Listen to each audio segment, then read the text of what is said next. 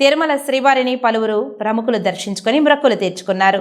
ఆలయ అధికారులు దర్శన ఏర్పాట్లు చేసి ఆ శ్రీనివాసుని తీర్థ ప్రసాదాలను అందజేశారు. కలియుగ పుణ్యక్షేత్రం శ్రీ వెంకటేశ్వర స్వామివారిని పలువురు ప్రముఖులు దర్శించుకున్నారు.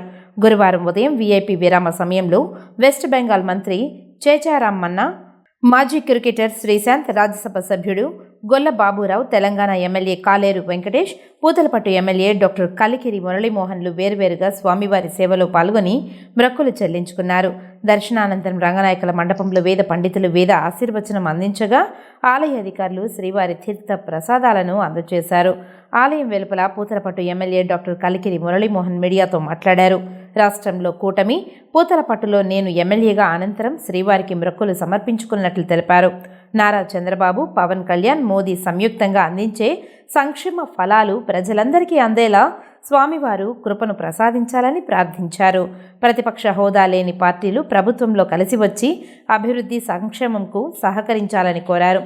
ఉపాధి కల్పన కోసం పరిశ్రమలు తీసుకురావాలనే ప్రయత్నాలు చేస్తున్నట్లు తెలియజేశారు. ఐటీ క్యారిడర్ ఇక్కడ ఏర్పాటు చేస్తే బాగుంటుందని ఐటీ శాఖ మంత్రి లోకేష్ను కోరామని తెలిపారు. సానుకూలంగా ఐటీ శాఖ మంత్రి స్పందించారని, అందుకు తగిన ప్రపోజల్స్ ఇవ్వాలని సూచించారని స్పష్టం చేశారు. తిరుమల తరహాలోనే శ్రీ కాణిపాకం వరసిద్ధి వినాయక స్వామి వారి ఆలయాన్ని అభివృద్ధి చేస్తామని తెలిపారు. మంచి మాస్టర్ ప్లాన్స్ రూపొందించి మెరుగైన సౌకర్యాలు అందిస్తామని తెలిపారు. మామిడి రైతులకు న్యాయం చేకూరేలా చేస్తామని హామీ ఇచ్చారు. పాడైన రోడ్లకు మరమ్మతులు నిర్వహిస్తామని అన్నారు. పూతలపట్టును కని విని ఎరుగని రీతిలో అభివృద్ధి చేస్తామని పేర్కొన్నారు. పూతలపట్టు నియోజకవర్గం పూర్తిగా గ్రామీణ ప్రాంతాలతో నిండిన నియోజకవర్గం. పూతలపట్టు నియోజకవర్గంలో అందరూ కూడా గ్రామీణ ప్రాంత జీవనానికి అలవాటు పడినటువంటి వారు. ఉపాధి కోసం ఇతర ప్రాంతాలకు, ఇతర రాష్ట్రాలకు వెళ్ళి బ్రతుకుతున్నటువంటి వారే ఎక్కువ మంది ఉన్నారు.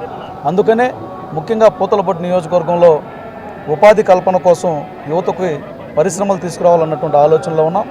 అట్లాగే బెంగళూరు చెన్నై హైవే, తచ్చూరు చిత్తూరు హైవే ఉంది.